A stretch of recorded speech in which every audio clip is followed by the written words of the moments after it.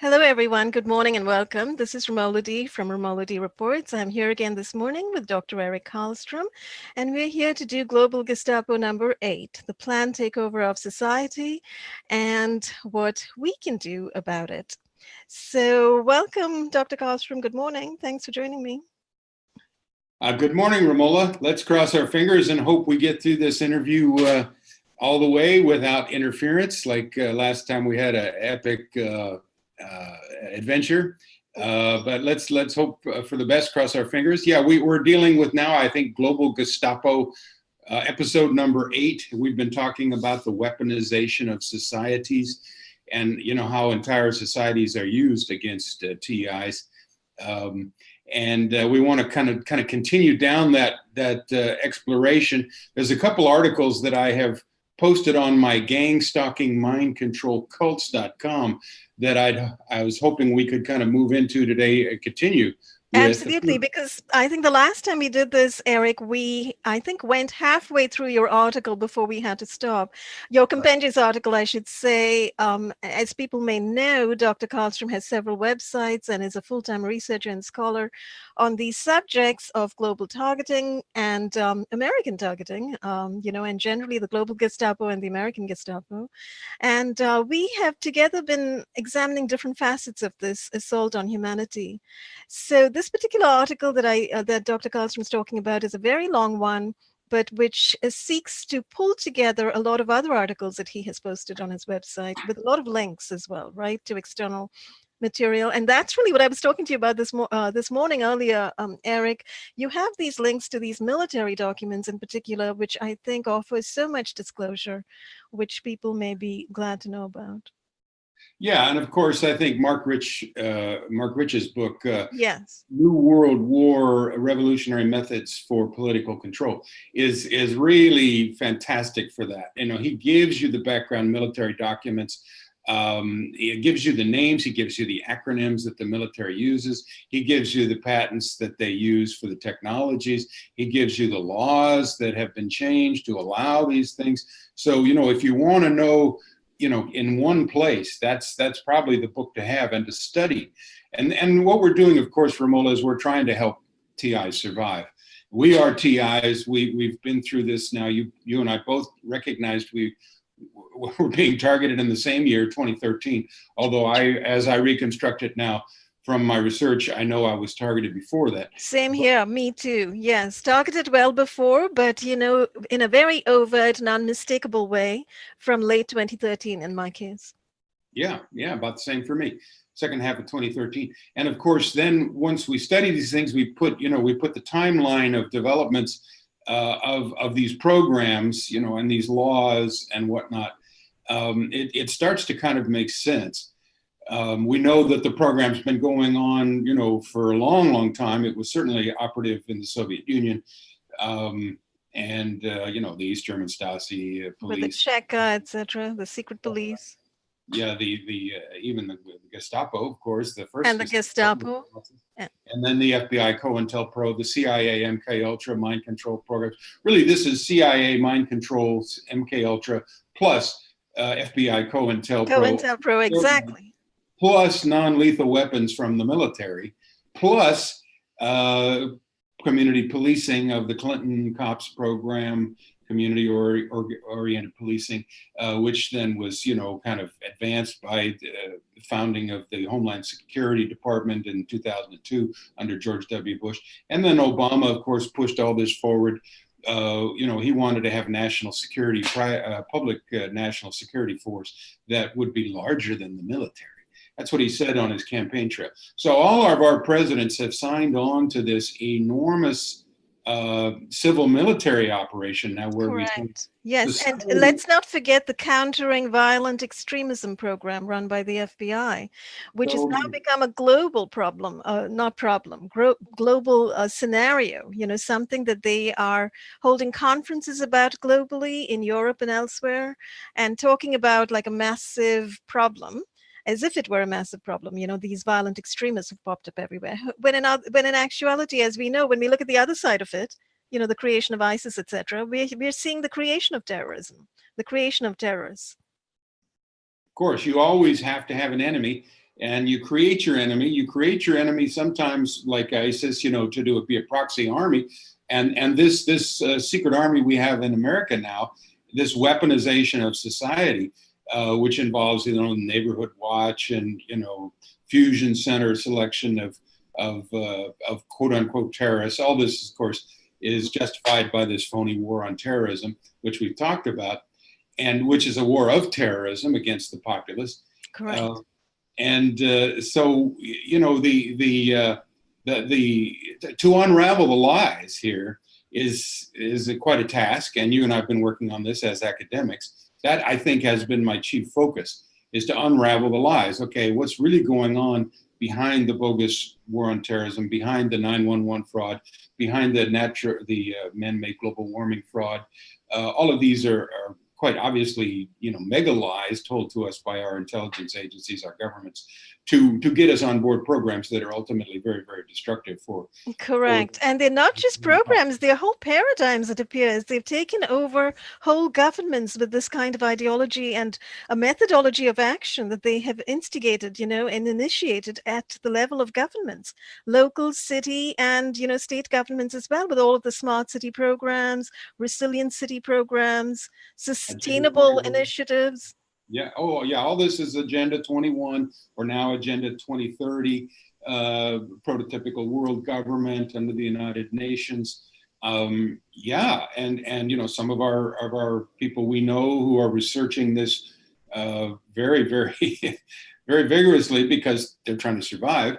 Have made the connection between smart cities and Pentagon contracts and cyber warfare contracts and DARPA contracts and universities, University of Illinois in this case, Champaign-Urbana. The now Illinois is a smart state. All of this, of course, coming out of UN Agenda 21. UN Agenda 21 is the plan for the world, for the UN to control all resources and eventually all human behavior. So they want in these smart cities to have complete lockdown. Ultimately, that seems to be sort of a touchstone or a central point from which all of these programs are emanating or can be seen to be emanating from. For instance, the whole climate change story, which has now become a left-right issue, a Republican-Democrat issue. Right. Supposedly, the far right is against climate change, and the left is so progressive, they see climate change and the necessity to preserve the earth, etc. Whereas in actuality, as you have shown, and we have talked together over many podcasts, the whole story with global warming is a constructed narrative. It's a Well, false narrative. it's a scientific fraud which was financed to the tune of billions of dollars by the cooperating governments with the United Nations, IPCC, Intergovernmental Panel on Climate Change, which is a bogus, fraudulent, non-scientific organization pretending it has scientific credentials. So, yeah, I mean, what we see is one con after another con. Mm-hmm. And this is our job, is to see through these cons. And what we've seen now, what we're learning in this series that we're doing, as we're helping each other to learn, you know, sharing materials and whatnot on the web and in internet, is that this may be the number one story in the world, and Yes. yet the mainstream media is completely blind to it. But what we have is this is a global program. It is a takedown program. It is a genocide program. It is a mind control program. It is a divide and conquer program where you divide society into predators and prey, the predators being the perps, the perpetrators, who are often victimized, as it turns out, by the same people at the top. They become subjects for mind control and for manipulation as well. And once they sign that contract, they've signed away their life. Correct. Because, People yeah.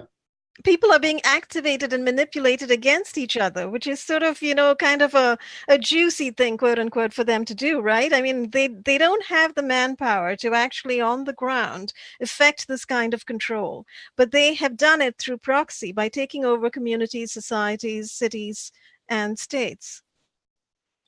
Weaponized society. They've weaponized society at a level where it's hard to imagine that it could be restored to decency, civility, because now the rule is Nastiness goes. nastiness goes. Yeah, the nastier, the better. So what we need to do is understand this more, and we have weaponized society, and that has been the intent of the people, the Illuminati, puppet masters at the top. We need to look at them, and I And the hope term you that. used the last time, I think, is very accurate in what's going on currently, the satanizing of society. Society is being satanized, each against the other. It's being weaponized, criminalized, and satanized. And you can see it, you can feel it. And it's horrendous. And I have been doing a lot of research on this. I have 5 websites now. They are gangstalkingmindcontrolcults.com, which we're talking about now, 911nwo.com, NWO for New World Order, naturalclimatechange.org, San Luis Valley Waterwatch.com, which actually does fit into this, but I'm not going to go into that because it does talk about resources in Agenda 21. And then my own website for music is erickarlstrom.com. But, as I pursued these things, and this is all public information, fill your head with knowledge, not propaganda. Yes, and I recommend all your websites, as you know, because your websites have not merely a compendium of information from your own analyses, you've also included links and information and references to other people's analyses and other people's work. That's the academic way. Yes. You document, you reference other people's work, and a good scholarly paper. I do the same as much as possible, although I'm running a slightly different show. I'm doing journalism basically, and I'm trying to put the information out there in language that's accessible to everybody, not an academic language, but I do rely on sources as well, and I do point to sources. Yeah. Well, that's very important because even in our podcast, Romola, which I think are hard-hitting, action-packed content. For the most part. There's a little bit. There's only so much we can talk about. So people who want to learn these things have to find their sources of information. They have to dig deeper. Now, that's why I put this article together, which we're referring to again today. It's called "Who Operates the Death Squads of Gestapo 666 ? The Weaponization of Societies." And people can find this on my gangstalkingmindcontrolcults.com website under the controllers subheading. And I'd like to get back to that, but then we might also get into another article I just posted. And here I'm using a little poetic license. You might appreciate this as a poet. The title of it is "Who Are They? Their Statements Say Starts with J." All right. I mean, very pointed, I should say. Yeah, they're very, very, very poetic. But their own statements go back thousands of years. Let's face it, and very easy to pull these out, especially from the last 200 or 300 years, and see exactly who's doing this and why and how, because they've written it all out. These are the quote people of the book, and you don't have to be a genius. All you have to do is be willing to hold your nose and read through this stuff, because it is so evil. It is the worship of Satan. It is the bringing in of the Antichrist kingdom on earth. It is the destruction of civilizations and nations and families and private property and everything that people hold dear. It is the conquest of all the world for the sake of this one tribe, which considers themselves, the chosen people, and everybody else to be a beast. Now, that's again in umpteen of their own quotes, which I have on this second article. We can get to that in a minute, but let's go back to the death squads idea first. Yes, absolutely. Dr. Ronnie Kilda, who again, if we go to these people who've been stalked for 30, 35 years, like Dr. Ronnie Kilda or Kay Griggs, these are brilliant women. And they saw what was happening to them. They wrote about it. They told us how the system worked. I've got as much as I can of their information on my website, so people can watch their interviews. They can read their text, and they tell you what's happening and who's behind it. And Dr. Ronnie Kilda says, well, the nations are the plaything of the Illuminati elite. The Illuminati elite, the Illuminati families, the Rothschilds, the Rockefellers, the royal family of England, the black nobility, etc. They control the nations. So we can say, oh, the United States is terrible. It should be bombed. It should be wiped out. It should be blown up off the face of the earth for the terrible things it's doing. And that might be true. But it has been infiltrated. It has been captured. It has been taken over by these forces. And I use a little acronym here, not very poetic, ICAE, for how this process works. It's always infiltrate, contaminate, appropriate, eliminate. That's how institutions. Brilliant. Absolutely. That appears to be the modus operandi for how they're Yeah, operating everywhere, including in the TI community. yes, always infiltrate, contaminate, just make it as ugly and messy and yucky as you can, so you want to get away from it. And then take it over. Now it's yours.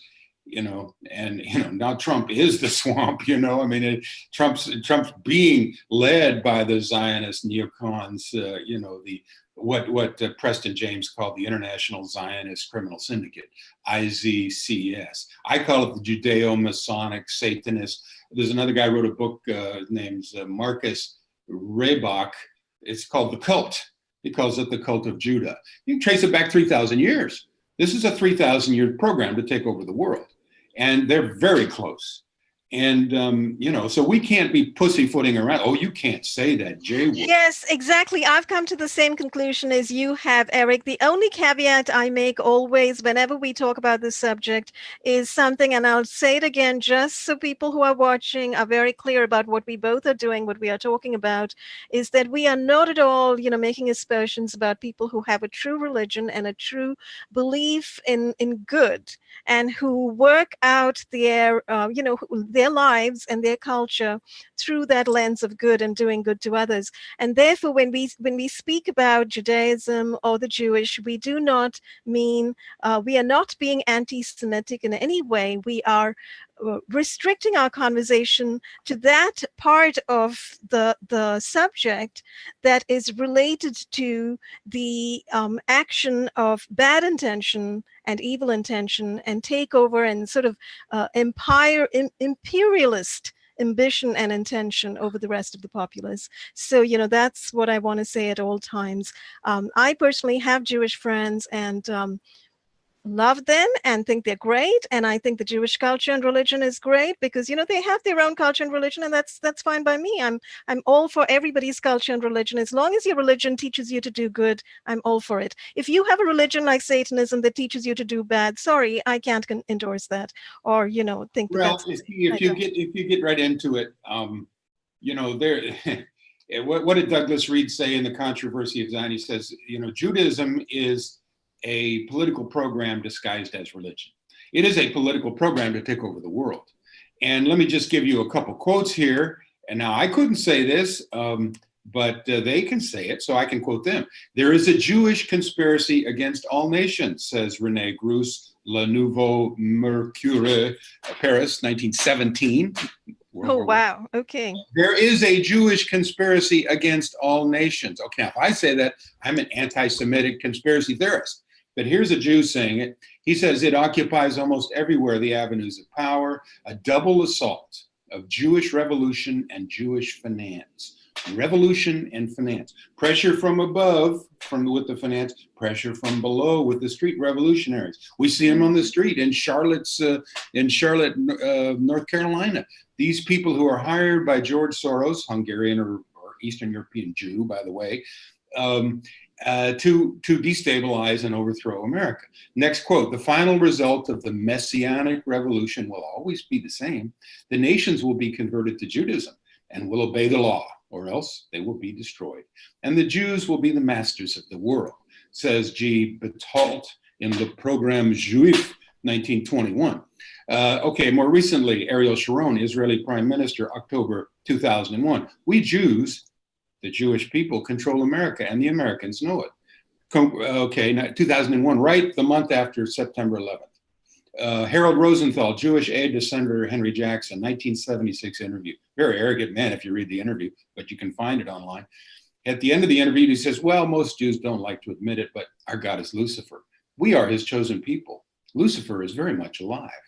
Now, these Who are was comments. this guy? I'm sorry, who was the last guy who made that quote? Harold Rosenthal, good Jewish name.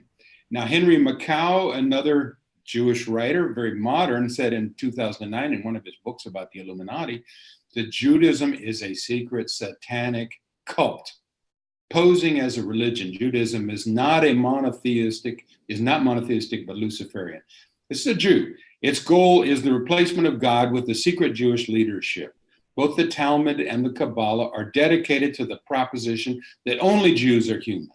Modern history and culture, you're not human, Roland. See, that's your whole problem, Romola. You just were not born a human being. Just never thought of it. Yeah, you just didn't realize that. Me either, you know. I mean, the best we can do now is be, you know, interesting data for an interesting science experiment, which Dr. James Giordano and his... Oh, right. He's studying our brains at this very moment, of course, as you know. At this very moment. Yeah, I mean, you know, this is good data, you know. But okay, so I'll go on. Both the Talmud and the Kabbalah are dedicated to the proposition that only Jews are human. Modern history and culture reflect a Kabbalistic, that's the Jewish Kabbalah, which goes back to the Babylonian era, Babylonian teachings. It's a system of Satanism, black magic, a Kabbalistic spell cast on the human race. It is dedicated to the fulfillment of prophecy, the eventual enslavement of mankind by the Jews, who in practice will be the crazed Illuminati order. The Illuminati comes from Bavaria, 1776. That's when the Rothschilds became the king of the Jews and the head of the Jewish financial weapon, you might say the central banking weapon, which would loan money then to nations to get them to fight each other and to destroy each other. And that's the dynamic that we still have. So Illuminati, 1776. If you don't believe me, go look it up in the dictionary. Go look it up in the encyclopedia. Go read 50 or 100,000 books about the Illuminati. They lay out their plan. They lay out their plan in the protocols for the learned elders of Zion in 1897 and their you know, first Zionist global conference, and then second, third, fourth, fifth, and sixth. And then see, this is their battle plan. This is declaration of war against all of the non-Jewish world, and it is the battle plan for how to win that war. And would you say, however, that this whole species, this whole faction, you know, the Rothschilds and, you know, their coterie over there, their whole contingent, would you say they're essentially crypto Jews? They're not really Jewish, but they've appropriated Judaism when it's actually, as you point out, and actually a throwback to Babylonian Talmudism, etc., Satanism. Well, it is Satanism. It is the worship of the holy serpent who's going to help them. You know, the rabbis, of course, are the ones always doing the teaching. And they're the ones who study the Talmud, which is the series of 36 books, which is the teachings of men that Jesus condemned, you know, back in his time. You know, that, you know, you've made the word of God of no effect, you know, by your teachings of men. So Jesus confronted the Pharisees, who are the equivalent of today's Orthodox Jews. And he said in John 8, I think 44, ye are of your father the devil, and his lusts he will do. He was a murderer from the beginning and a liar and the father of it. He says things like that, you know, throughout. They calls him the synagogue of Satan twice in the book of Revelations. He says many things like that, which most preachers and priests won't touch now because it's not politically correct. Especially since Vatican II, 1965, the Catholic Church has been honoring the elder brothers in the faith, you know. Hey, you don't have to convert to Christianity to be saved. No, you just stick with your old covenant. Well, that, of course, is completely antithetical to Christian doctrine. So what they've done is they've turned on its head over 2,000 years worth of Christian doctrine. But here's what, again, different voice, Preston James, PhD, Veterans Today writer, veteran, says in his article, "You Are the Enemy," 2014. And this is a very interesting dynamic, very complex. A serious spell, a racial delusion of superiority has been cast on many Judaics, no matter where they live, but especially so among those living in Greater Israel, where the Luciferian hex flag flies. That's this quote-unquote Star of David. It's actually the Star of Remphan, which is the most occult symbol. Whether true or not, and it's designed by the Rothschilds, top Zionist... we should talk about that symbol at some point, a little further, if you don't mind. Yeah. I think that would be useful. This gets into it right here. Top Zionist leaders believe this hex flag signifies the merger of demonic, fallen angel, beast bloodlines from above, bred with human female bloodlines below.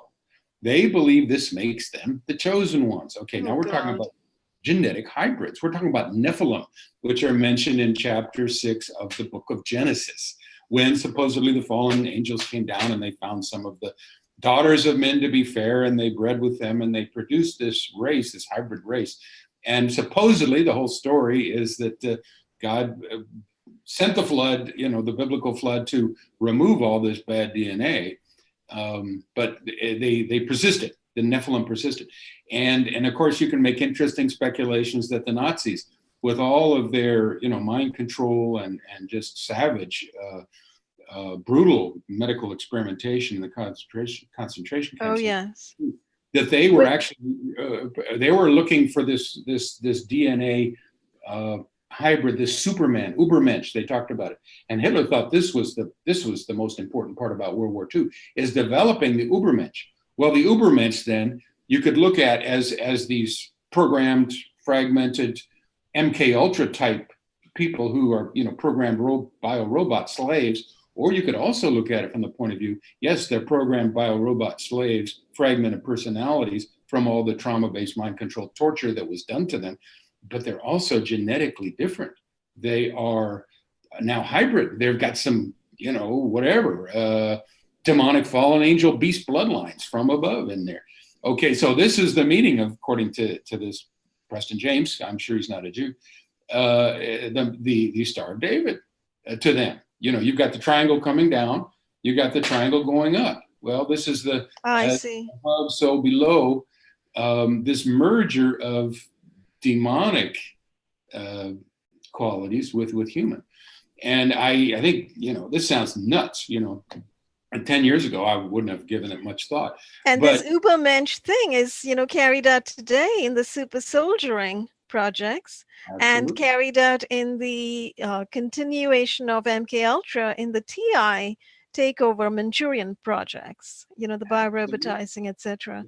Whether we want to be part of this process or not, Romola, you and I may be part of this in the sense they may be trying to do to us electromagnetically what they did in the 50s and 40s and 60s with MK Ultra, with trauma-based mind control, torture, rape, etc. Correct. And that appears to be the entire targeted individual project, where they are indeed focusing on select few. And as James Giordano says, we are studying the brains of a few targeted individuals in the intention of understanding them as representative of larger parts of the population. And many people have said this to me. And, obviously, I don't have, although Carl Clark has met, he's one whistleblower who has stated that the CIA, Mossad, all of these intel agencies are very interested in genetics, in the genetics of everybody, in the DNA of everybody. That's the first thing they go after. They go after your blood to try to find out what your DNA is and what your genetic ancestry is. And I've always wondered why.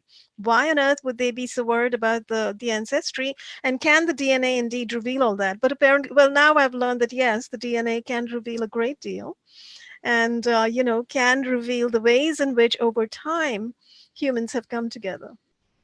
Yeah, and with our bioengineering, genetic engineering, we can now insert the gene from a shrimp into a strawberry and make it redder and last longer and bigger. And they're doing it. And they're doing all sorts of things with genes now, which are absolutely ghastly to contemplate. I mean, they've gone into CRISPR gene editing at this point in time. That's where they are, where literally they're taking proposals. I'm talking about the military agencies like DARPA, et cetera. They're taking proposals from everybody and anybody about how to gene edit humans. So, and there's been news lately about China doing that. But, if China's doing it now and it's in the news, that the DoD did it 20, 50 Yeah, years ago, maybe. China is an outpost. It's an Illuminati outpost. I mean, it was Nixon and Kissinger who went there in '73 or whatever to open up China. Well, they took control of it. The American corporate sector took control of it, and that is their demonstration of a slave society.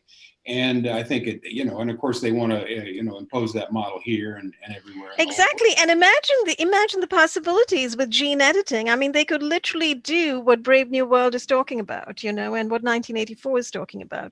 That's right. Literally, they could model humans for compliance, passivity, low brain power, right? Low empathy, low compassion, everything. I don't know what they could do, where they could go with this, but they could create the virtual slave with the human body. Absolutely, and immortality for themselves, and that's what they're Hmm. shooting for, of course. And here's just the last sentence of that quote from Preston James, and he's talking about these, mixing of the bloodlines, and he says they believe this makes them the chosen ones of their god Lucifer and superhuman, or part god also. Now he says whether it's true or not, they believe this. Now you and I can and should perhaps even at some point debate whether this is true, because it well may be true. And if it's true, then we're dealing not with, and of course it was the Apostle Paul who says, hey, we're not dealing with flesh and blood, we're dealing with powers and principalities here. So, I mean, the evil that is played out with the targeted individual phenomenon, it is so evil, it defies the It imagination. defies understanding. Most people can't even wrap their minds around it, and they go around saying, "Well, why would you think they would do that to you? Yeah, Why would because where does this come from? Why do you?" So then, it falls very perfectly into that little DSM category: persecution, delusions of persecution, etc.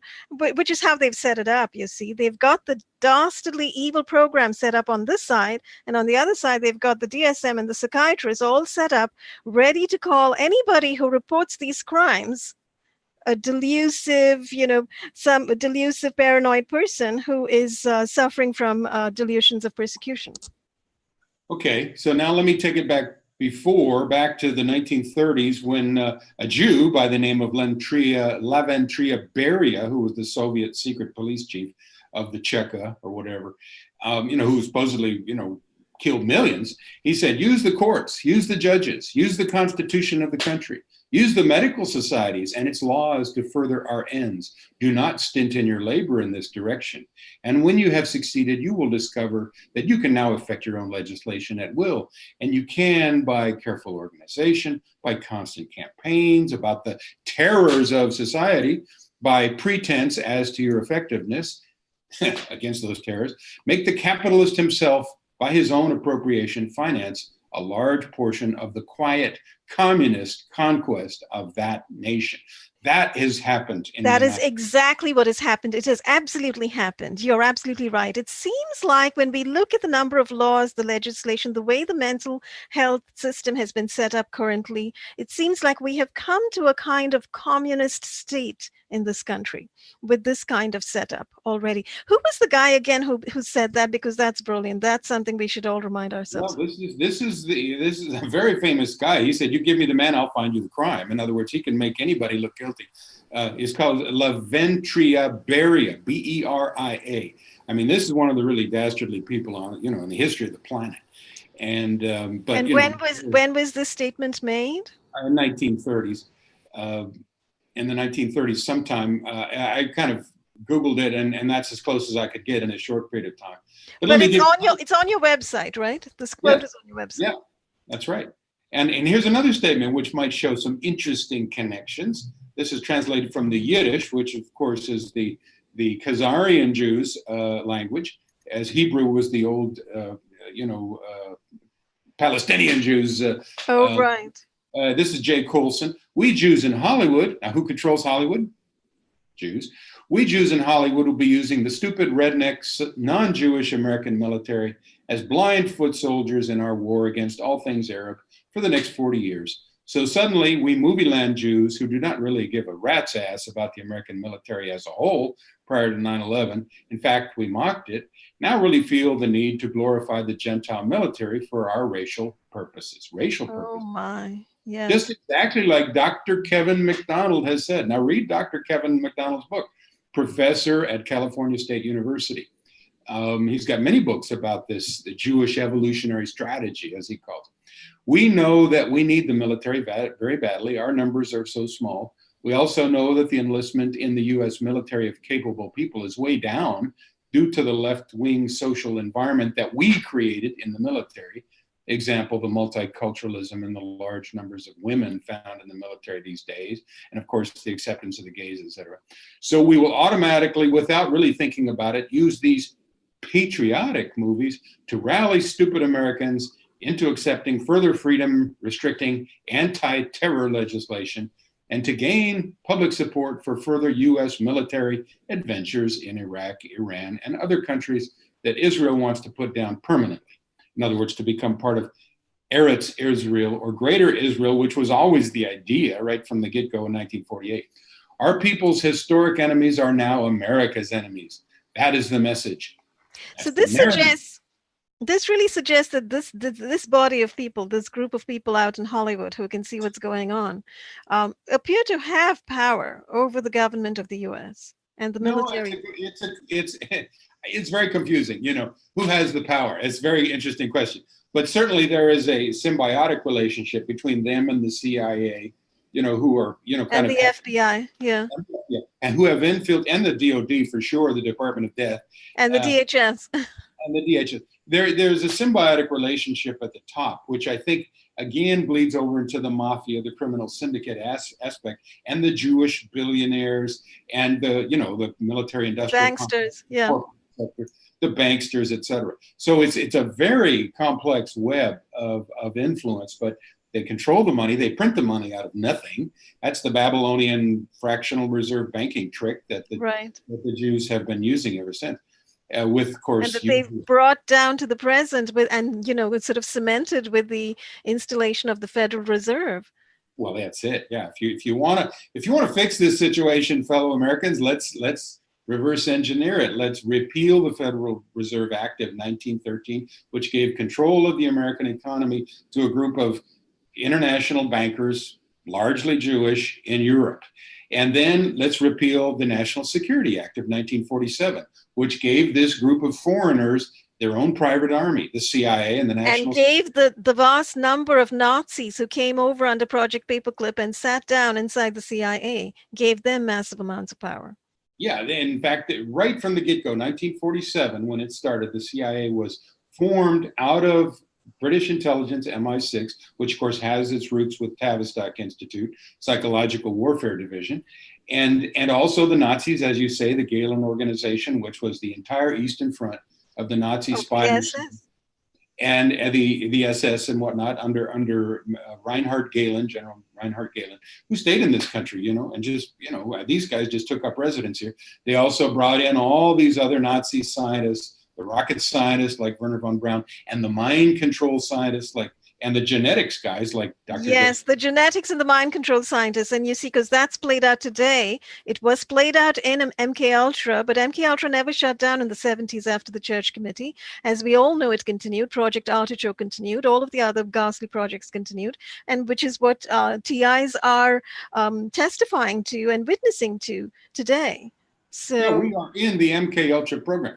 MK Ultra is, MK is kind of the German for mind control, and Ultra would just be, super powered mind control. There's other possible acronyms which have to do with creating assassins, the Manchurian candidates, because that was originally a goal.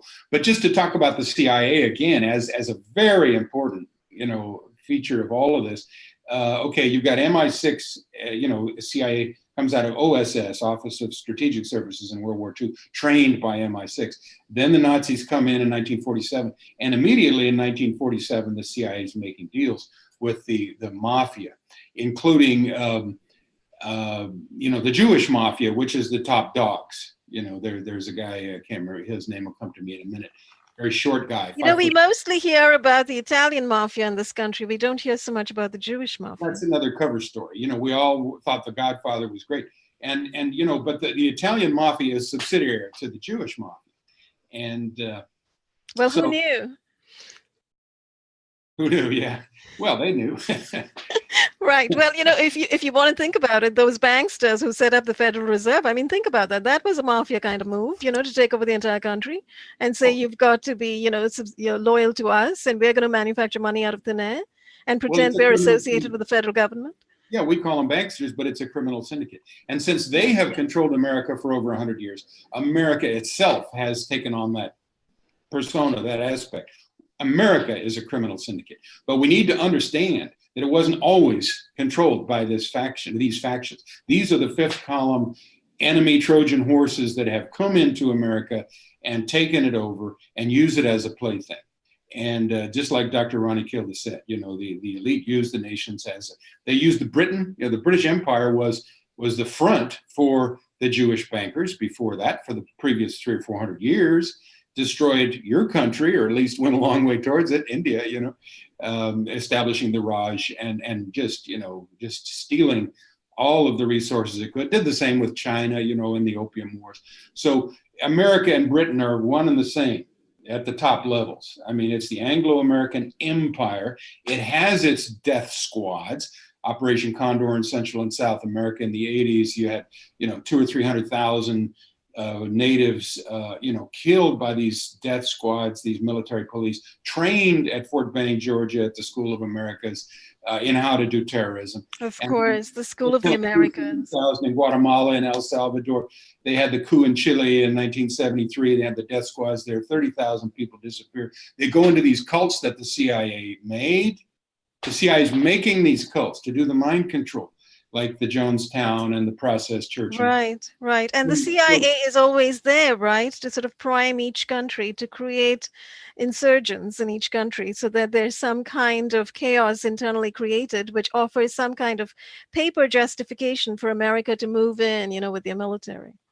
Exactly, like ex-CIA John Stockwell, highest level CIA operative ever to go public. And I've got, many of his lectures on my website. He's written a couple of books too. It was a turning point for me when I watched these lectures that he gave in the late 80s after he defected from the CIA. And he said, well, he said it's the function of the CIA to propagandize the American people to hate, so they will spend any amount of money on the Department of Defense to defend them against the boogeyman du jour, the bad guy. That's exactly what's been going on, and it has been happening, I think, for decades now in this country. Yeah, he ran the secret war in Angola, which was started right after the Vietnam War ended in 1975. He just didn't have even time to go home and unpack. He went right from Vietnam to Angola, became the station chief of the Angola task force. And he, as he tells it, I mean, if you want to know how the world works, listen to John Stockwell. He says, we would at our office, I would have my staff, we'd be writing newspaper copy. And depending on what actually happens, in the next 24 hours, we would give them one of the 5 or 6 stories that we wrote, none of which are true, but the CIA is controlling the narrative, see?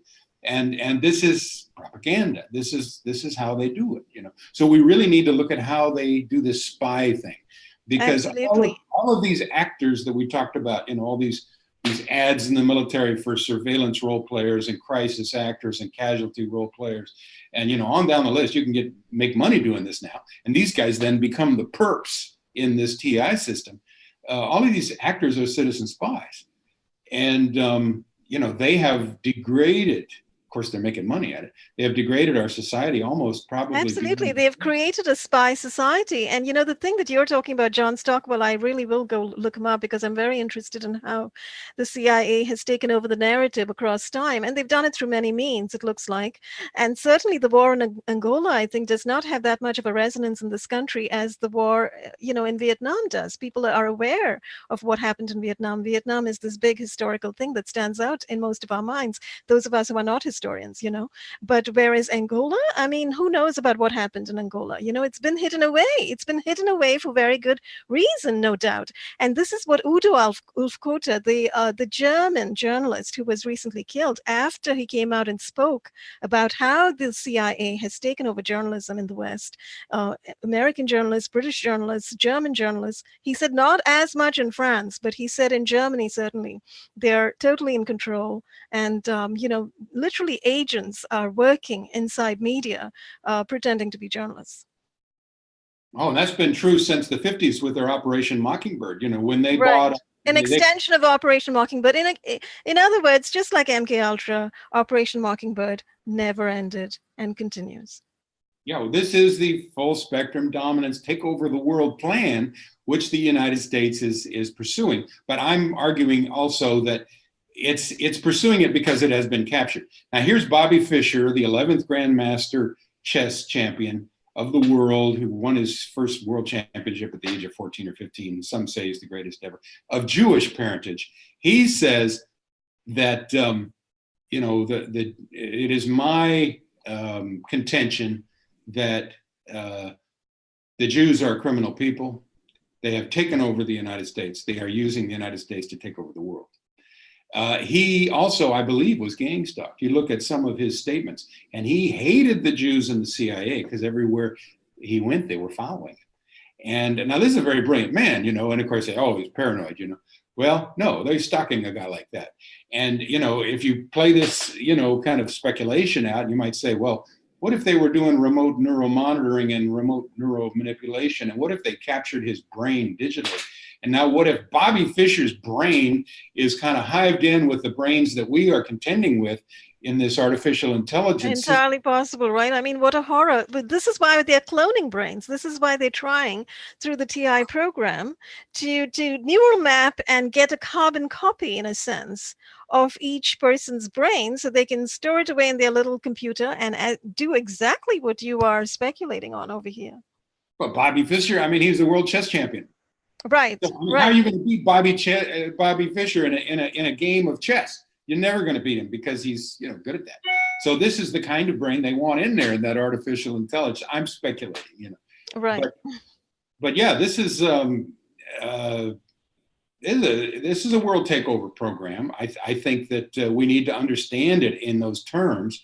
We need to understand what's happening. Of course, they try to isolate us. They try to make us look crazy. But what they're doing to us, they want to do to everybody. And this has been the plan since World War II, with guys like Alan Dulles, who are, who was right in there at the beginning of the CIA. I mean, these guys are in the Illuminati. And the Illuminati plan is to take over the world, It is. And I think at this point, it's very, very important to mention these weapons. So they now have access to these incredibly sophisticated spectrum, sonic, and scalar neuroweapons, which are absolutely silent, which can be applied at a distance remotely and can invade the human body and the human brain. And this creates plausible deniability. You see, plausible deniability is their veritable mantra, the CIA. This is how they operate, plausible deniability. They are hiding so much of what they are doing to people under sources and methods of gathering intelligence. Then they go to the Senate Intelligence Committee and say, this cannot be touched, that cannot be touched because it's sources and methods. They do this in courts as well. And this is how they shut down court cases. Sorry? It's national security. It's national security, exactly. So this is their cover story, that it's national security and its sources and methods of gathering intelligence, and therefore they should not be questioned, challenged, or exposed in any way. But this is BS, because under sources and methods, they appear to be committing massive amounts of crime. Yeah, you make the case that this is the greatest criminal organization in the history of the world. I mean, the CIA. I mean, and yet it's answering to the Council on Foreign Relations, which is 80% Jewish, which is the American branch of the Royal Institute for International Affairs, which is British. And that shows, that shows very clearly who is controlling what. You see, when you look at the CFR, which is controlling the CIA, and you see how it's composed, who it's composed of, then you begin to see the power structure, really. Right. So that's why I'm trying to look a little deeper here, and say, okay, we have to say the J word. I'm sorry. Now, this is a quote from a book, very recent, came out this year by this guy, Marcus Rebach. It's called The Cult. Okay, I've come to the conclusion, okay, that this is all based on the Judeo-Masonic satanic elite. He just calls it the cult. I would call it the master cult. He calls it the cult of Judah.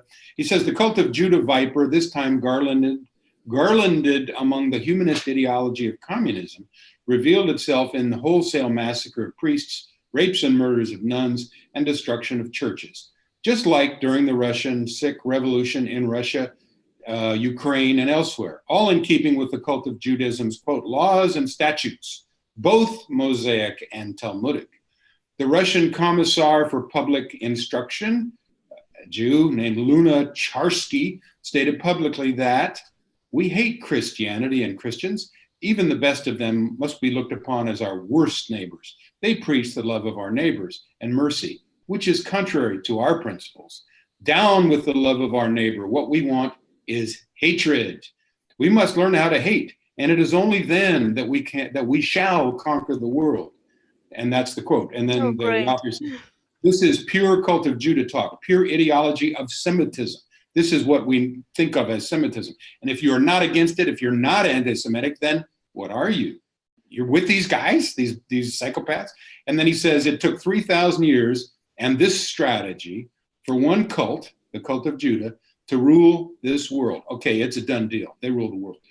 Rule number one, real power must always remain unobtrusive, invisible, unseen. Control enough of the means of mass communication that you can get to define social reality for people by determining what they see, hear, read, and will be taught from cradle to grave. So that every form of communication, from television programming to Hollywood films to school textbooks to Facebook blogs, YouTube videos, and web posts, is on message, saying the same thing in different ways, with zero genuine, uncontrolled, and thus authentically alternate messages ever being seen or heard. Thus, your carefully scripted and engineered social reality will gain traction in the minds of most people. Any dissent will be criminalized, marginalized, that's a whole sentence, That's what ridiculed. they're working on currently, Yeah, with the that's why you and I BDS are movement. targeted. You can't have democracy without dissent. But if we speak up, we are singled out for this program. So we are marginalized, we're ridiculed, we're extirpated. That's his next word. People will understand what views are acceptable and required to get ahead and remain out of prison. Yeah, the whole targeting program, I mean, you have to question it because if you look at the numbers of people who have been targeted and the wide range of people who are being targeted, and, there is no commonality really in many ways. A lot of targets, we really do not share commonality with each other, except most of us have great integrity, conscience, morality, and we tend to speak out. So that's sort of the common factor. It's not that we belong to any particular ethnic group or anything like that. The other thing that as you were speaking, it came to mind was the whole BDS movement. If you saw the Al Jazeera documentary about how the Israeli movement, I don't know what group it is exactly, but it's the backlash against the BDS movement on campuses across the country, where they engaged in a very distinct and structured campaign to bring down the BDS movement, to call them a hate movement, and they talked about being on message and being on point, calling it a hate crime and a hate movement. The BDS movement is actually against the hate crimes that Israel is conducting against the Palestinians. So when you look at that and you see how they kind of strove to turn it around, and apparently were very successful at it, they destroy people's reputations on campus.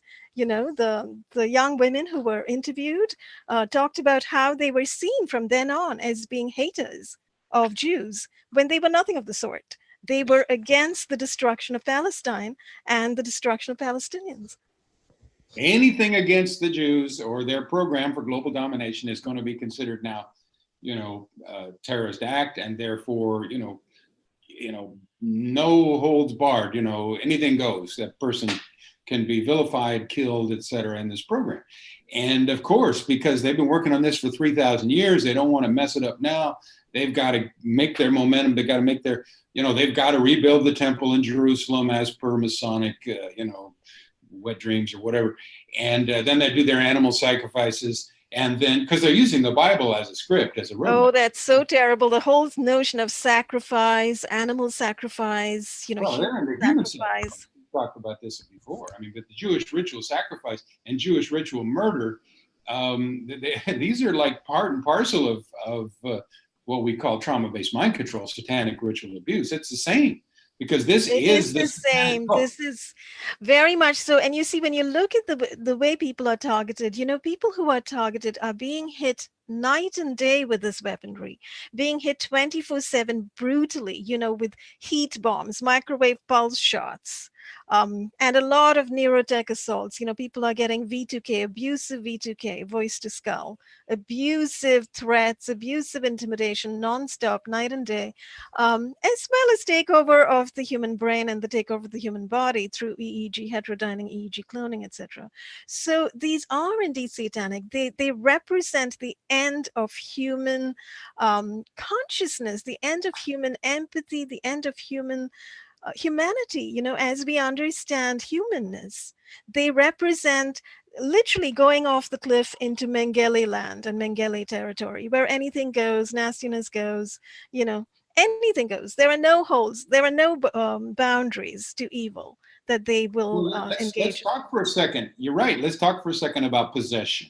Okay, typically, I mean, go to the Bible and Jesus met the man, who That's was right. It goes into the our lands of name is our demonic name is possession. Asian because there's many, So that was demonic possession, supposedly. But now the CIA or some other group can possess your mind just as well. Well, is that different from demonic possession? I don't know. Probably not. But it certainly they've done their Manchurian candidates, making these assassins, mind controlled assassins, who will kill on order and then go back to another personality who doesn't remember it. They've done their Manchurian channeling, where the V2K microwave hearing voices go into the head of Eileen Cady of Findhorn, and she writes all these books thinking that God is telling her this stuff. You see, now the CIA and the Mossad are God.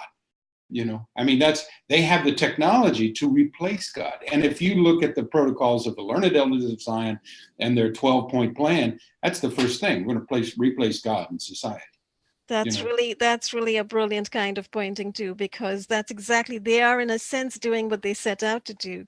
They are striving to, in a sense, replace any kind of system of morality that exists. So they're attempting to take over all religion. When you look at religion and what religion has done for people, religion actually keeps a lot of people happy. It gives people a meaning and a reason to get up in the morning and do whatever they're doing, whatever their life is. People are have a sense of morality because of religion, have a sense of conscience. Well, I mean, everybody is born with conscience and morality, but something to guide you, a sort of a set of principles to live your life by, like do not kill your neighbor. That comes from religion. So religion is not a bad thing, but when you look at what's going on currently, it's like they're attempting to completely replace religion with this kind of neuro takeover and mind control. Yes, they especially hate Christ. They crucified him. Actually, they got the Romans to crucify him for them. I mean, that's how they do it. That prime minister of Malaysia said that the Jews rule the world by proxy. They get others to do their killing and dying for them. So, always this hidden power that they've got, the hidden hand. The But yeah, hidden hand, ultimately, it sounds like. the deep state, the hidden hand, it's all the same thing, but it's very complex because it's got its tentacles in so many mainstream organizations like FBI, CIA, DOD, DHS, your local police department, neighborhood watch, Oh, and yes. the suckers who are the perpetrators who wind up getting pulled into this system thinking they're going to make a little bit of money. They're I would add to your comments about religion. I would add that most of the world's people believe there's in an afterlife, and Yes. not that proves it or not proves it, but I think there is. I think there is heaven. I think there is hell, and these people are going to hell. I mean, you can't be a professional harasser, torturer, murderer on any scale and not go to hell. I mean, if there's a just God Oh, in heaven. but you see, the US Navy is trying to command your all dimensions as well. Heaven and hell included, the astral realms included. Could you elaborate on that, Romola? That's a very interesting comment.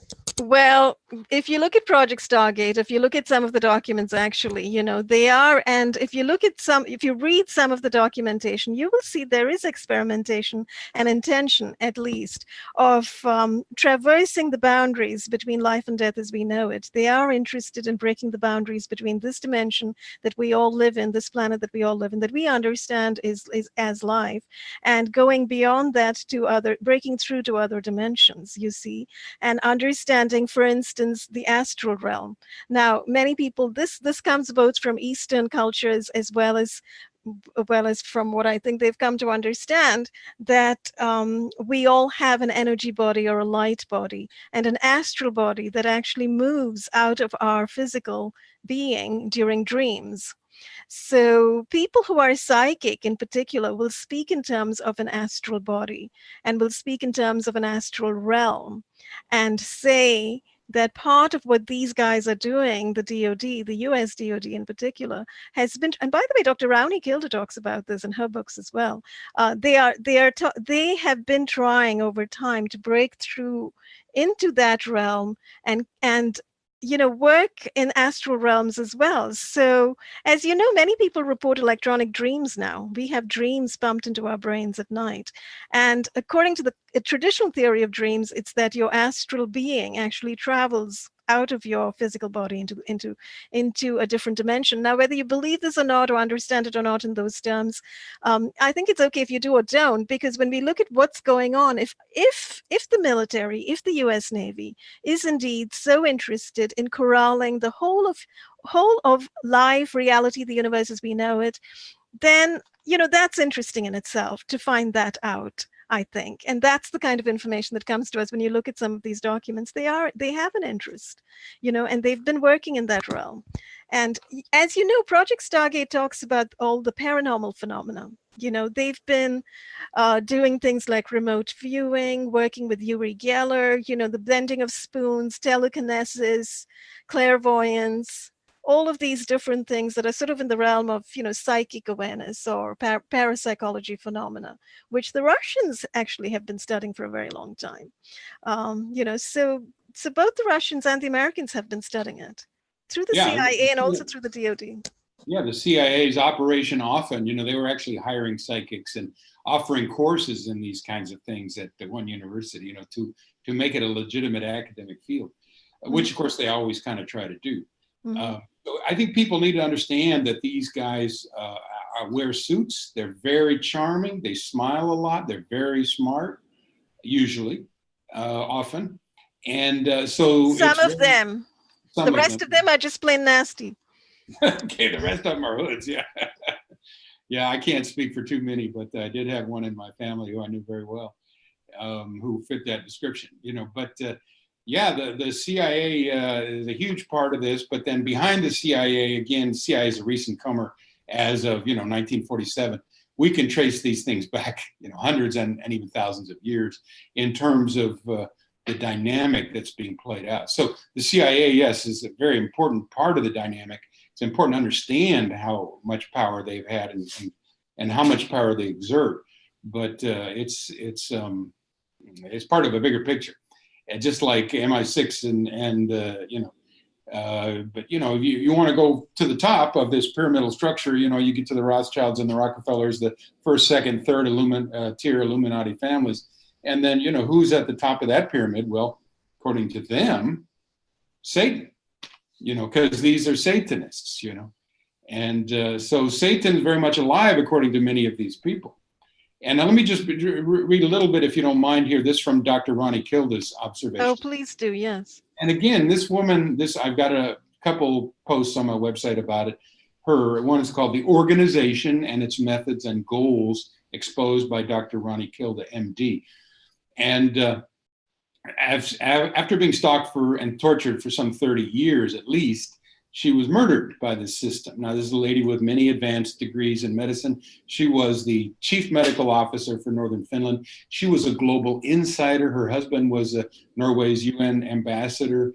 They would have gone to many, many, elite globalist meetings. So she knew what was going on. She went to military mind control. She went to everything. She went to mind control kind of conferences. She went to UFO conferences, by the way, where she met a lot of military generals from Russia and countries in Europe and elsewhere, Yeah, women if you want to know what's going on, listen to Dr. Ronnie Kilda, read her books, look at her interviews. Same with Kay Griggs. These women are brilliant. They're courageous. They're well-spoken, and they get it. And, it is in a very, very confusing program. And it's a program to terrorize us, so these are our allies. These women, at least Dr. Ronnie Kilda has passed on now. By the way, she's kind of a new age lady. She says death is no big deal; it's just a door. But anyway, here's what she says in her book. And so I have a little more Christian worldview myself, but that's all right. I mean, we get to have those. But her view is very similar to the Christian worldview, that there is an afterlife and we never die, that we have. She talks about energy bodies, by the way. So, Yeah. But anyway, here she's talking about the system. She says deception is the name of the game from top to bottom. All the poor recruits. Now she's talking about the perps, the surveillance role players, the spotters, the thugs that are paid to stalk us and make us, torture us and kill us, really. All the poor recruits are being deceived, she says. When they agree to work for the organization, they unknowingly give up their freedom and become targets for mind control and human experimentation with electromagnetic fields, gases, and chemicals. Their health will gradually deteriorate and they won't know why. Loyalty to the organization is everything. They can never get out and leave it alive. They have to have a criminal mindset from the beginning.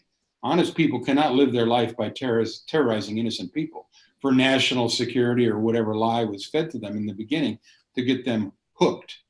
So, she's saying, hey, we maybe should try to reach out to these perps. Uh, you know, um, they're being murdered like we are in a slow system. They are, but it's very hard to reach out to them when they are doing nasty things to you, and they do it nonstop wherever you go, you see. So, um, I know exactly what you mean, but perhaps they know. Think about it. Do you think they do not know that they have now pretty much joined the mafia, and the mafia is not going to be very kindly to them?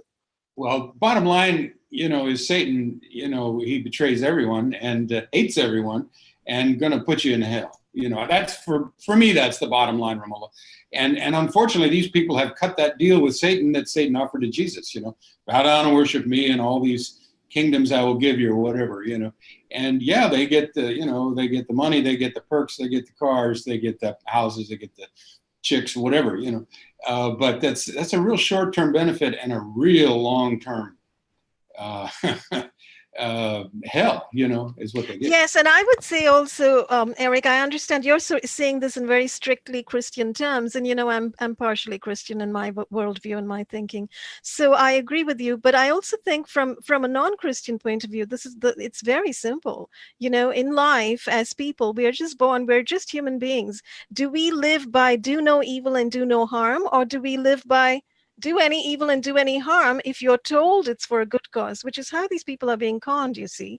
They are being conned into ostracizing and assaulting the scapegoats in their community who are being pointed out to them who are the targets who are being pointed out to them as the people who from now on need to be considered as non-people, non-human beings, people whom you can point a little portable handheld at and send a little flicker of the nerves to, people whom you can assault in any part of their body with an electromagnetic weapon or a cell phone, people you can talk about and tell stories about, people you can take pictures of, people you can bump into as they walk into aisles in the grocery store, you name it, all the 101 indignities that they subject the TIs to. So the simplest thing is, do you live personally by the rule, do no evil and harm no one, live your own life in a goodly or godly way? Or do you live by, anything goes because I'm getting a little bit of money on the side and I can't be thinking about those nicer things? So it just comes down to that, and people are making that choice today. That's what I see very clearly on a day-to-day basis. And we mustn't forget, this is happening under the umbrella of the war on terror, and under the umbrella of a bunch of agencies working through local fusion centers, badging people and saying, I'm FBI, I'm CIA, we're investigating that person, you do as we say, we'll give you money. And so it's a bit of bribery and a bit of fear as well, both thrown in, that keeps these people in line. So we mustn't forget that. That's part of the scenario. And I personally dislike the acknowledgement of the military police state that we are living in. I know that this is a militarized police state, but I refuse to live my life with that awareness, because I think it's far more important to speak out and call people who are committing crimes. And it seems to me the police are committing crimes, the fusion centers are committing crimes, these intelligence agencies are committing crimes, the US military is committing crimes, and these are crimes against me and against people like you as well. So to me, it's more important to call them out. But you see, like you, am in the minority. Most people are not calling anybody out. They're being silenced. They're shutting up and thinking by keeping their head down and doing what they're told that, their life is going to be okay. Their future is going to be okay. Their children are going to be okay. Forget the target's children who's living next door. That, girl and boy are going to be targeted, but my children are going to be okay. Humanity is going to be okay. This is what they're thinking. And this is a big fat lie that they have been told and that they are telling themselves. And I think what you are doing and what we are doing together is actually putting out the information to let them know that no, you are not safe either. You are not safe when this horrific disaster that is the fusion center exists in our midst, doing what they are doing, scapegoating people, and destroying people's lives with weaponry and with slander and defamation and everything else, then you are not safe, because it could happen to you very easily and very quickly tomorrow. Plus, it means these weapons exist. These weapons are super powerful. That's what these people don't know. Absolutely, absolutely, 100% agree. Yeah, but, let me just finish a little bit with Dr. Ronnie Kilda's comments. Yeah, sorry, didn't realize you'd got No, into it. Yeah, she says pretty much what you said. She says recruits and soldiers have no idea why they have to sabotage their former friends and neighbors who have become targets. They must blindly obey, and they don't know that 10 or even 20 other recruits are terrorizing the same targeted person constantly in different ways. Thus, they feel no guilt. They do not know that they are in fact involved in psychological warfare, in breaking down a person for possible suicide or even driving the person to murder. They just do their own little part and don't know anything about the whole picture. Still, they are part of a potential murder group. And the correct. laws are such that if a TI does commit suicide, and it can be shown and proved that X person was involved in that targeting and terrorizing of that person can be tried for murder. I mean, we have those laws on the books. They're not very well enforced, but it is a murder program. It is a modern death squad. You It see, is it is also a protected program currently, which is why at this point in time nobody's been tried for murder, and there's thousands of them that are being recruited. So you'll see them wearing T-shirts saying, "We're all in this together. You can't catch us." Nay, nay, nay. That's what they're doing. You see, they think that by getting the whole society involved, that they are inviolable, that none of them can be touched. well, it's the Murder on the Orient Express, by whatever her name is. Agatha Christie. Agatha Christie. They just remade that movie. It's excellent, and in the story, a rich Jewish lady who lost her daughter somehow or another has to get this revenge. So she coordinates these 12 people that she knows to be on a train with that guy, and then in the middle of the night they all stab this person once. You see, That's and right.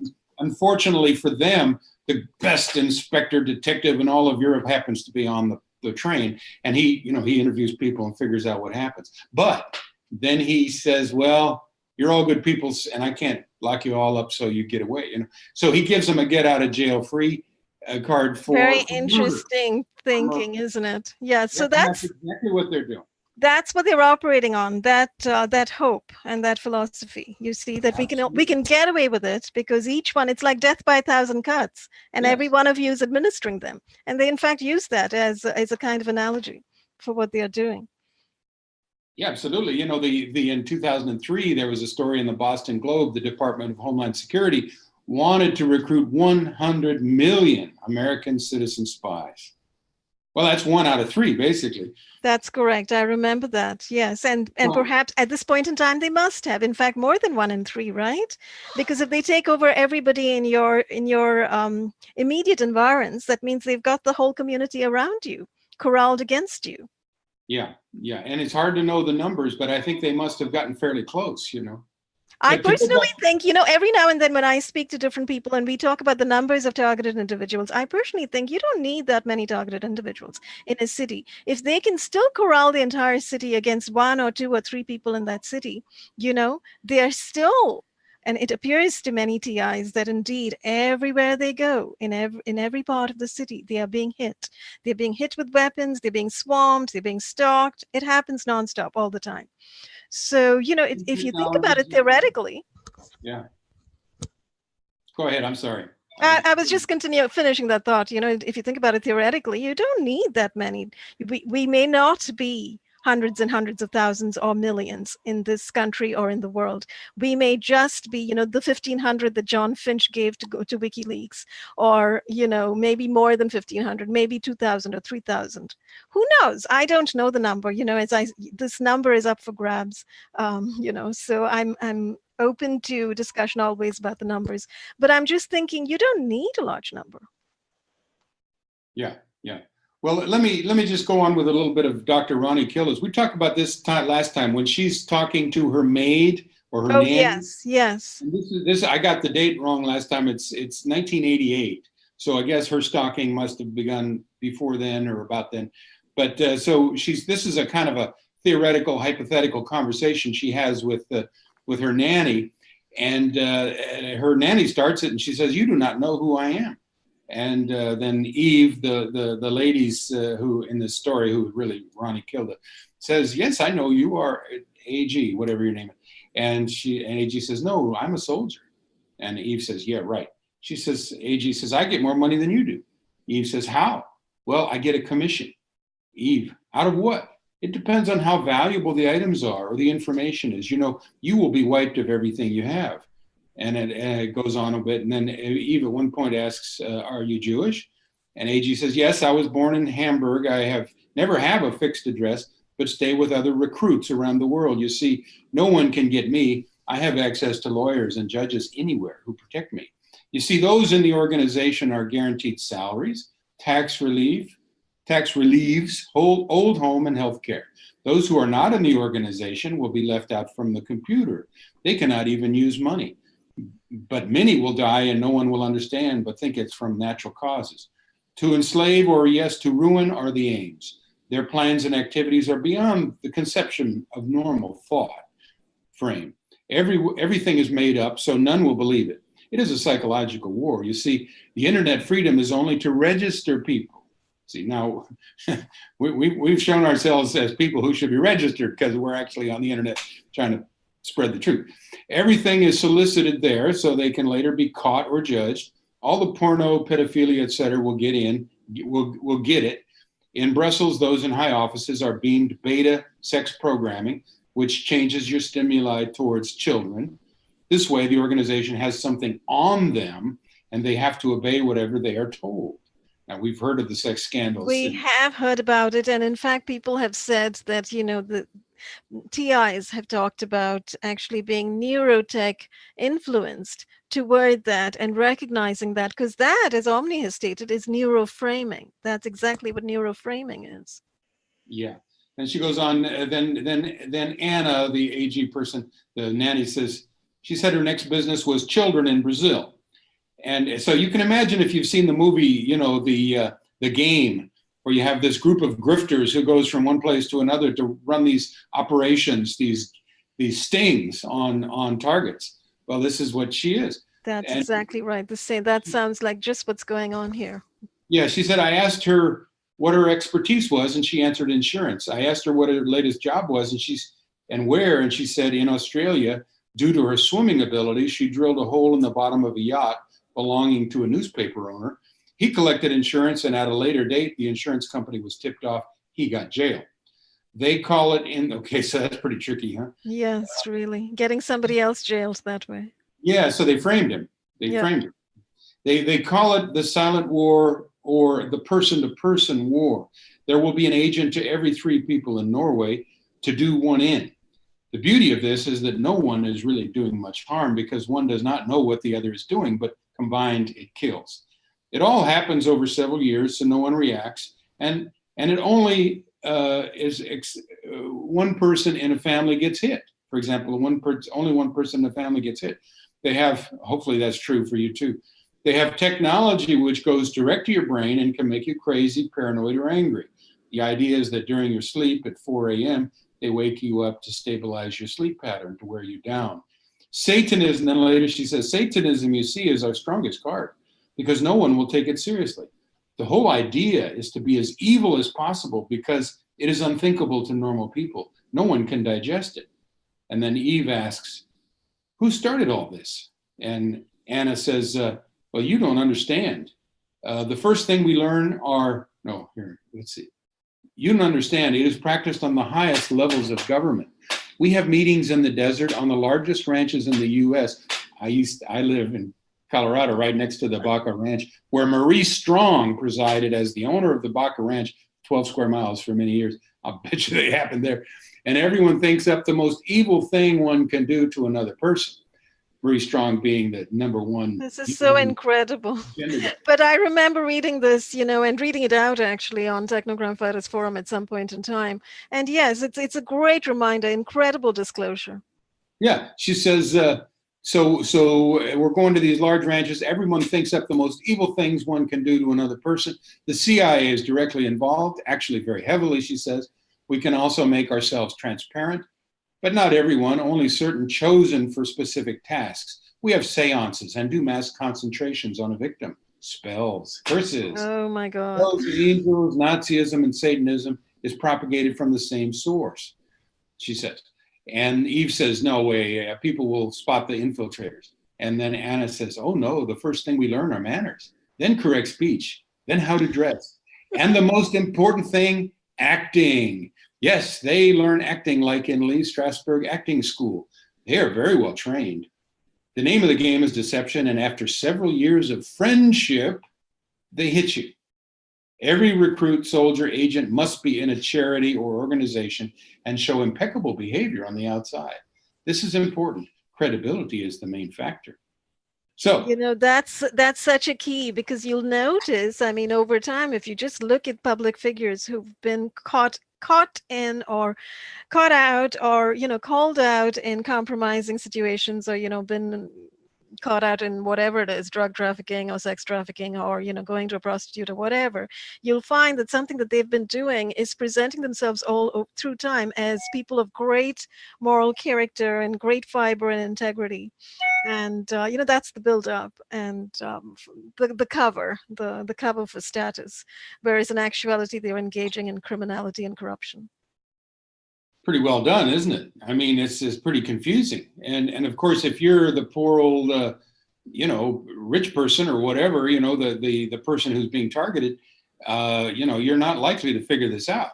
You're just likely to, feel tortured. Your life's going downhill. You wind up losing your job, your house, your marriage, whatever, and you're out on the street or whatever. And then, pretty soon Yes, and also I should say, when you were speaking, you said 1988, right? And you said what she had said was only one person in a family is targeted. Well, I think most targeted people will tell you that no, that's not the case. Their children are being targeted, their mothers are being targeted, grandmothers are being targeted, but it's exactly as you pointed out, and as she has stated, people wouldn't know that they're being targeted. Suddenly developing a bone fracture, suddenly developing carpal tunnel syndrome, suddenly developing dementia or Parkinson's or MS or whatever. They don't know. They think, oh, that must be in my family history. Let's go back and look at the history. And oh, yes, my grandmother had it. My aunt had rheumatoid arthritis. So that must be why I'm getting it. You see, at this point in time, it's very easy when you have stealth weaponry to mimic the symptoms of existent diseases, and chronic diseases at that, then it's very easy for somebody with dark and evil mentalities to simply take out large portions of the population. And I think that's exactly what's happening right now. Yeah. Judging from everything I hear and see, and that's reported to me. Yeah, it's a takedown program. Dr. Ronnie Kilda states also that, the Agenda 21, which our leaders have signed on to, requires that 2/3 of us, have to be removed, eliminated. Correct. Yes. So if the top people, in the smoke-filled rooms have made this decision, then they might say, well, okay, let's make some money. Let's do some experimentation. We're going to kill these people anyway, but let's get the most out of it. And so now you have the syndicate, the organization, the brotherhood, all these names for this mafia, which runs the world, the criminal syndicate, which is Judeo-Masonic Satanists, in collusion with the government and with the military, as we saw with the Kay Griggs interviews, so that the lines are so completely confusing. And many of our politicians will be mind controlled, and many will be controlled by the control files, as we even have J. Edgar Hoover did that back in the 20s, 30s, 40s, 50s, 60s, get a congressman in a compromising situations, take pictures, and then next time a bill comes up, he better vote our way, or else, we're gonna break the story and ruin your career, And so this is all an extension of that kind of control methodology, which has gotten more and more sophisticated and refined. Absolutely.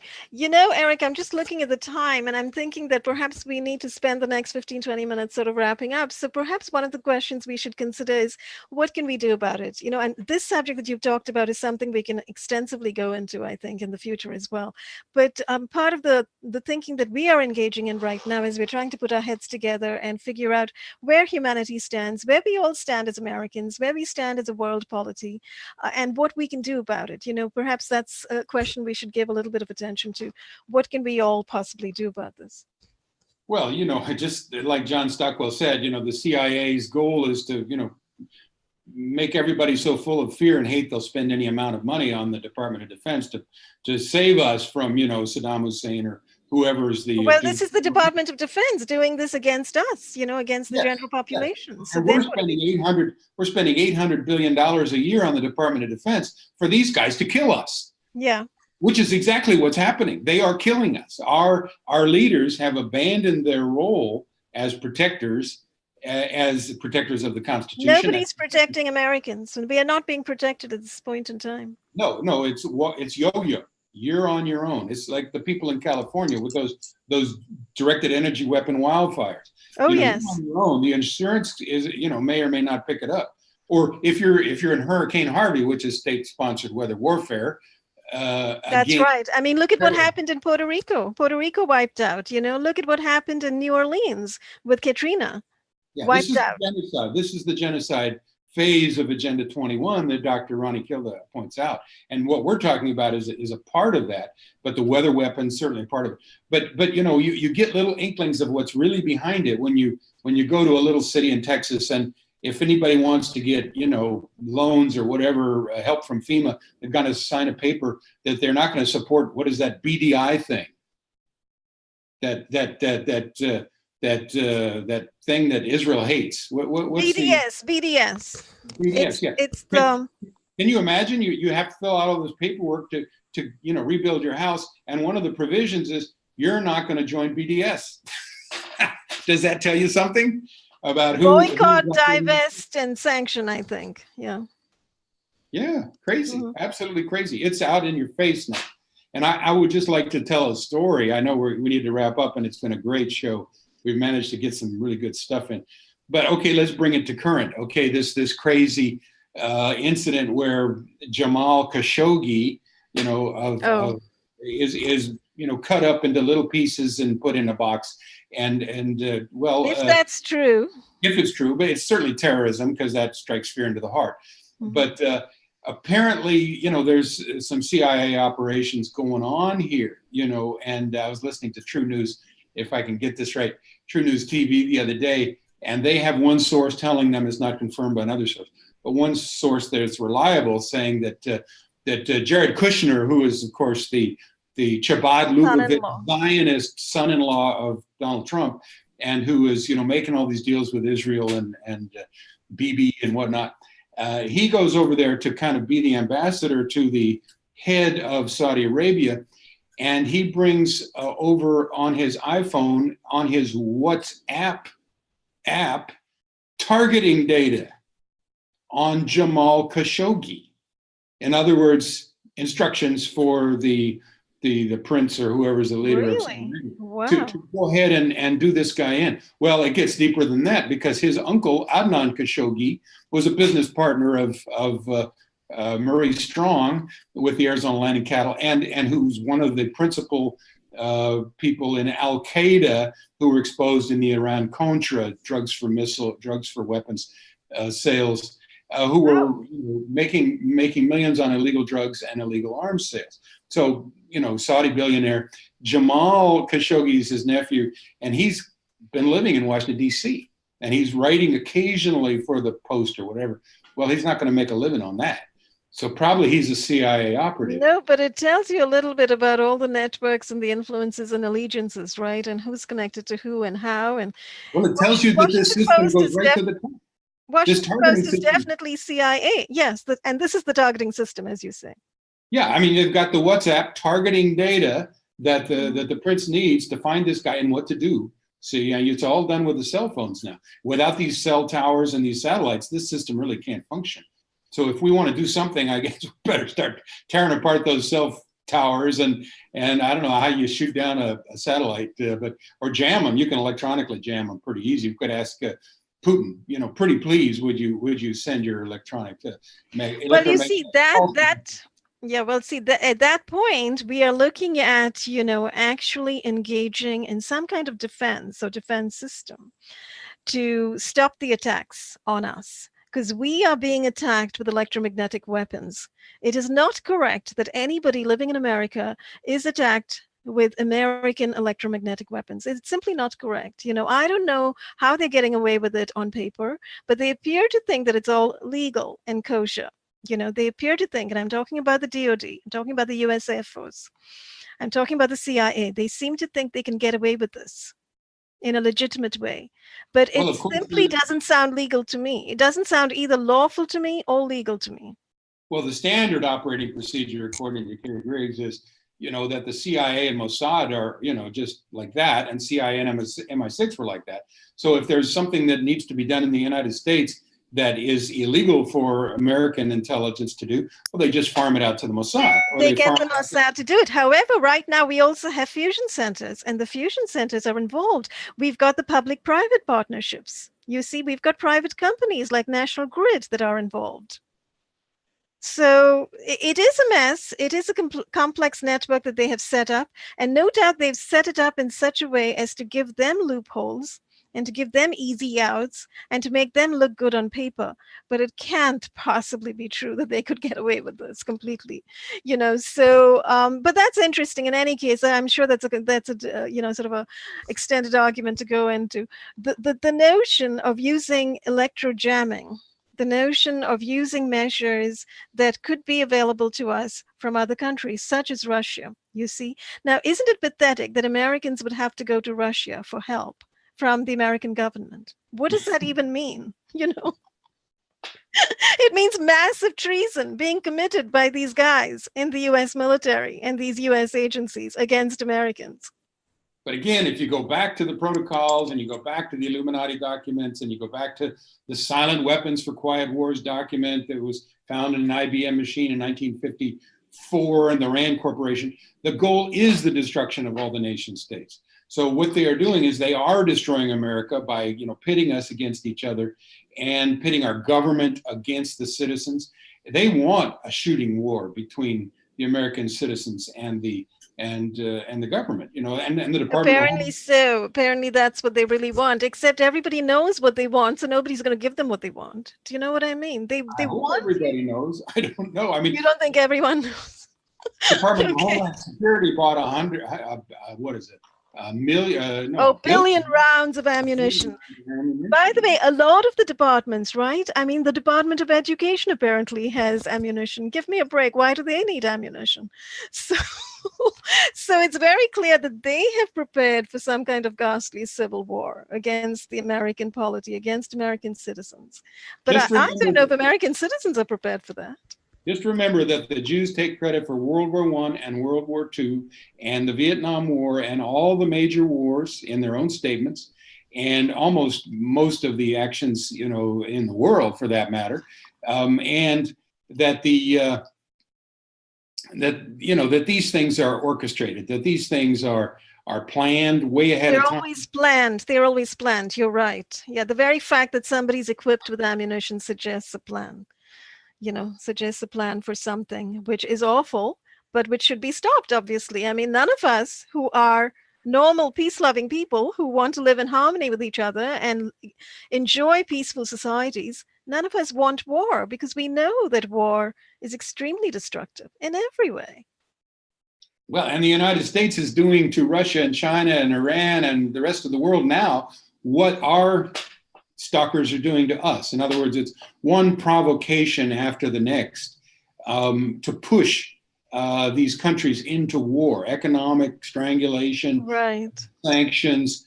I mean, you just go down the list. Right now, there's a brinkmanship going on under the leadership of the Jewish neoconservatives who really run the Trump White House, which has more bellicose than ever before. We're pushing Russia, it's a full court press against Russia and China and Iran to get this war going. And now you think, okay, well, if we Russia and America still have at least 7,000 nuclear weapons that are capable of blowing up the earth many, many times over, how's that going to play out? Well, it might not be a pretty picture, you know. So we need, as as citizens of America, we need to say, wait a minute. The Constitution says, you know, we control the government, not the other way around. You know, Mhm. they serve us, not the other way around. Things have gotten so turned upside down.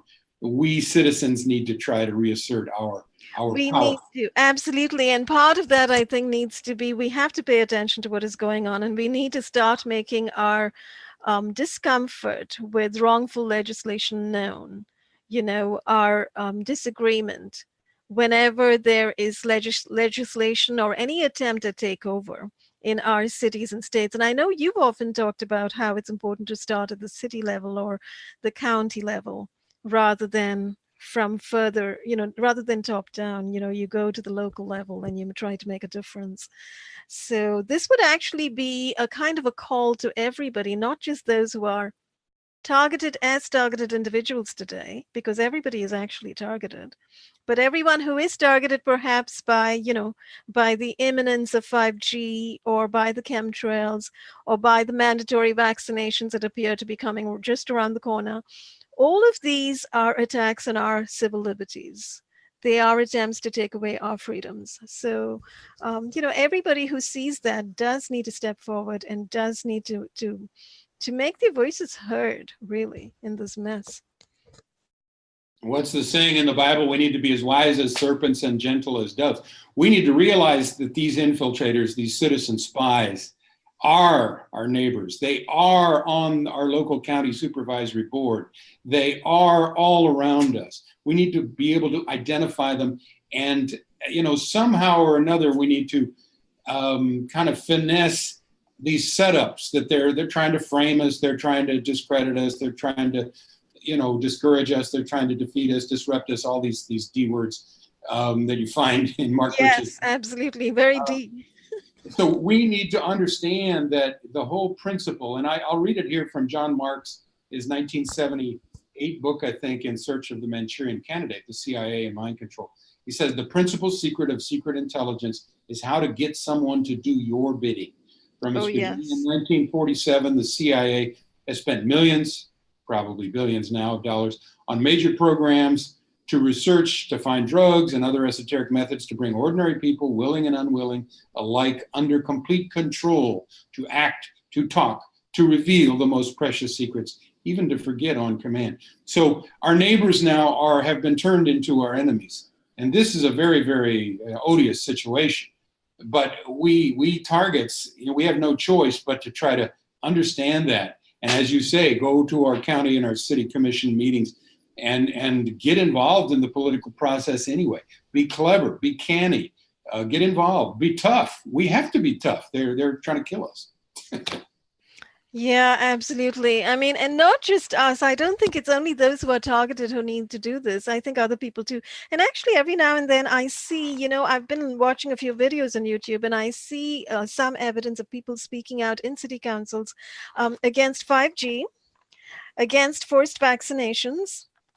Those two I've definitely seen various people and against things like the LGBT trans agenda in the Common Core or health curriculum in public schools.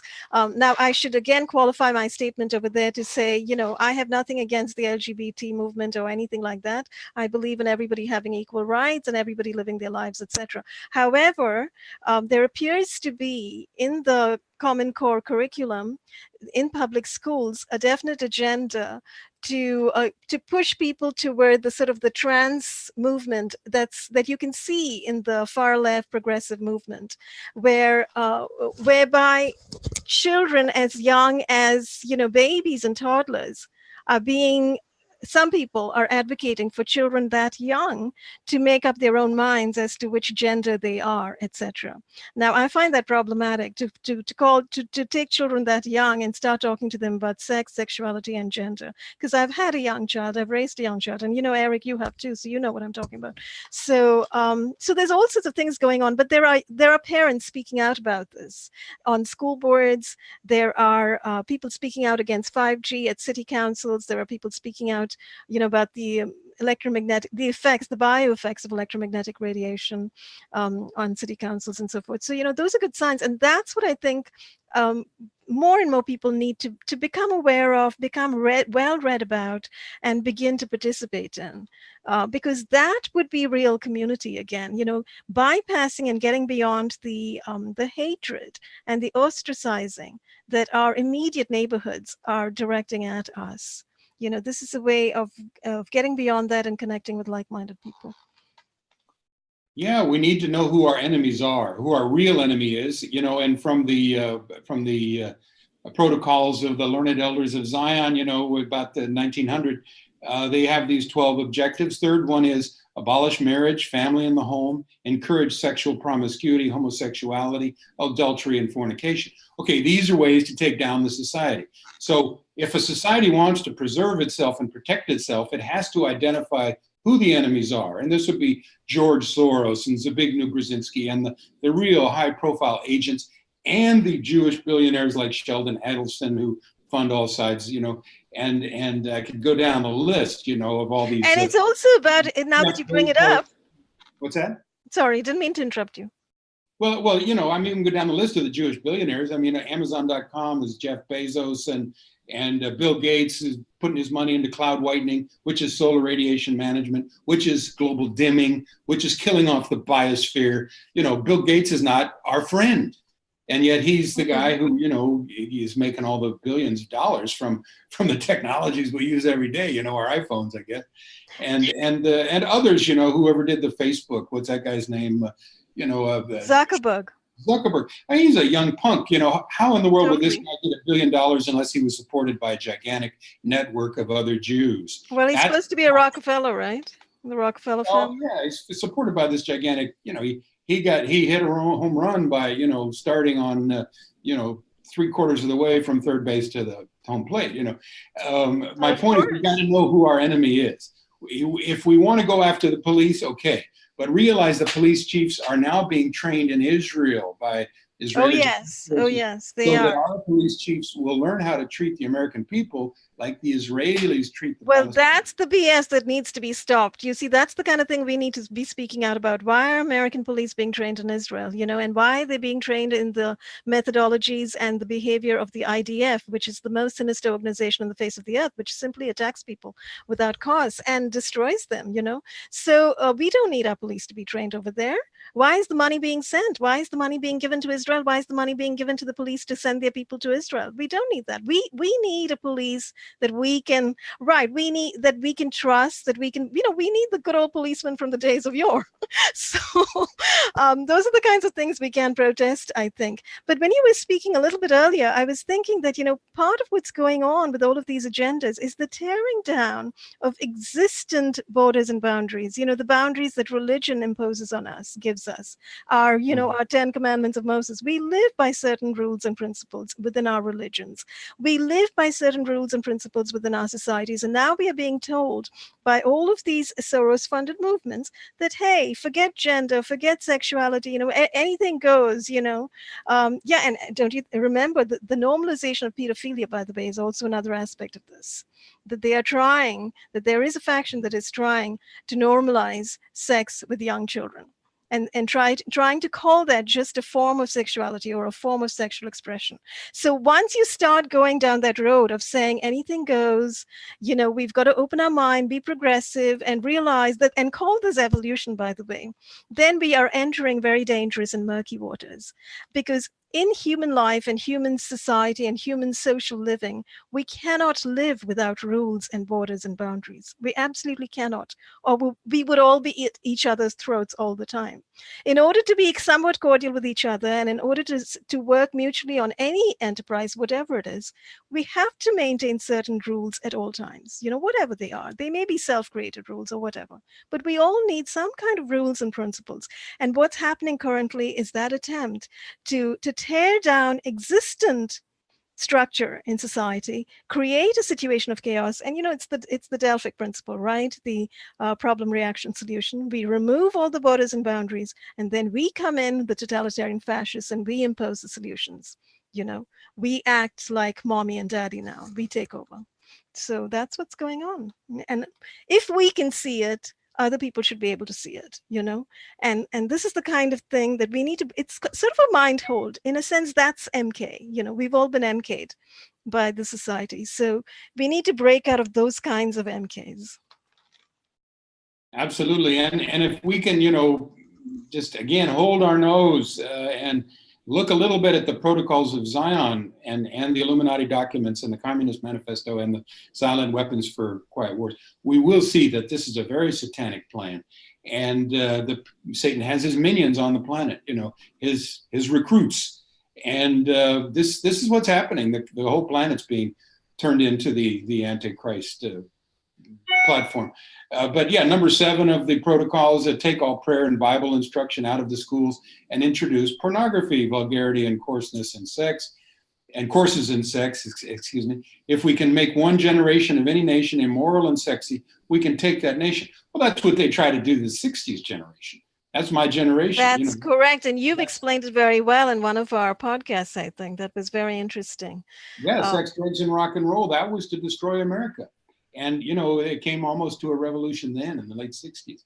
And we're still, we're still dealing with all that stuff. They're still using sex, drugs, and rock and roll, right? I mean, they do this through the music industry. And they get to very young children, like my daughter, through the music industry. Right. So this is why we parents have to be very careful and see what's going on and be aware. And it's not a case of being progressive or conservative. It's not a case of being Republican or Democratic. It's not a case of being left or right. It's just a case of using some common sense and seeing how we can work together, and move toward a harmonious society as opposed to moving toward a kind of chaotic, anything goes, and kill your neighbor is just as okay as do whatever else to your neighbor. So absolutely. Well, this has been great, Romola. Thanks so much for your efforts, your comments. I thought we covered a lot of good stuff. I think we did. This was a fiery one. It went very fast. So thanks so much for being here. Thanks everyone for watching us. I don't know if the chat was on this time because I had to disable it for a previous show, but thanks for watching us if you're out there, and we'll be back again with another episode. Thank you, and bye-bye.